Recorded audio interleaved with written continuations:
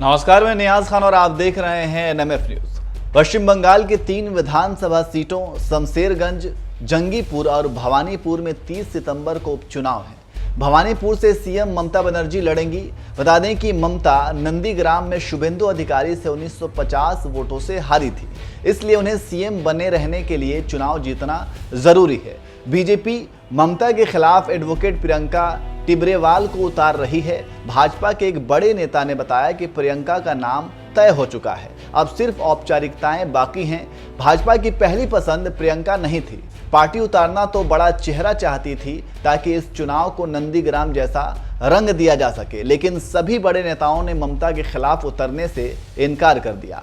Party ने विधानसभा चुनाव के पहले भाजपा में शामिल हो चुके मिथुन चक्रवर्ती से भी संपर्क किया था, लेकिन उन्होंने चुनाव लड़ने से साफ इनकार कर दिया। बीजेपी के बड़े नेताओं को भी जमानत जब्त होने का डर है, इसलिए वे अपने नाम खराब नहीं करना चाहते हैं। अब जिन प्रियंका टिब्रेवाल को बीजेपी कैंडिडेट बनाने जा रही है, वो हाल ही में हुए विधानसभा चुनाव में भी एंटली से पार्टी की उम्मीदवार थी, लेकिन तृणमूल के स्वर्ण कमल ने उन्हें 58,257 वोटों के मार्जिन से हराया था।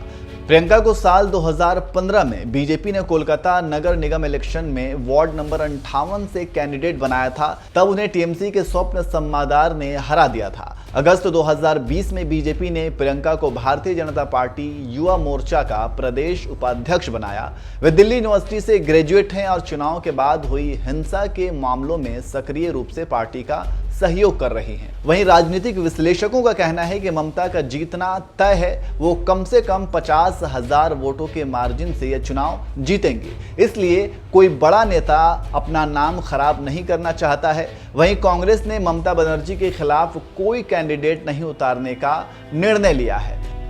विधानसभा चुनाव कांग्रेस और लेफ्ट ने गठबंधन में लड़ा था, वहीं लेफ्ट ने एडवोकेट श्रीजी विश्वास को कैंडिडेट बनाने का निर्णय लिया है, लेकिन कांग्रेस गठबंधन में होने के बावजूद उनका प्रचार नहीं करेगी।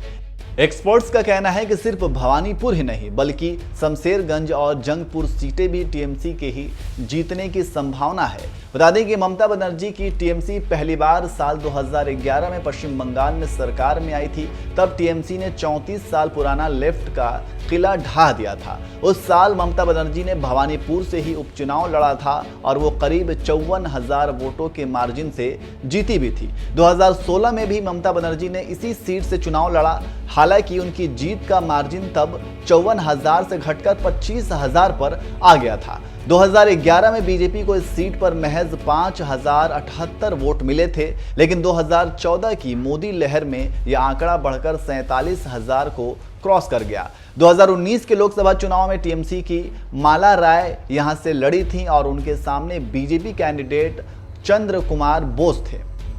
तब टीएमसी भवानीपुर से महज 3,168 वोटों की लीड ले सकी थी। इसी तरह 2015 में कोलकाता नगर निगम चुनाव में तो भवानीपुर का वार्ड नंबर 70 बीजेपी ने जीत ही लिया था। 2021 के विधानसभा चुनाव में टीएमसी के शोभन देव चट्टोपाध्याय ने 28,000 वोटों के मार्जिन से बीजेपी के रुद्रनील घोष को यहां से हराया था। वहीं ममता पश्चिम बंगाल की ऐसी तीसरी सीएम हैं जो खुद चुनाव हारी हैं। उनके पहले साल 1967 में प्रफुल्ल चंद्र सेन और साल 2011 में बुद्धदेव भट्टाचार्य भी अपनी सीट नहीं बचा सके थे।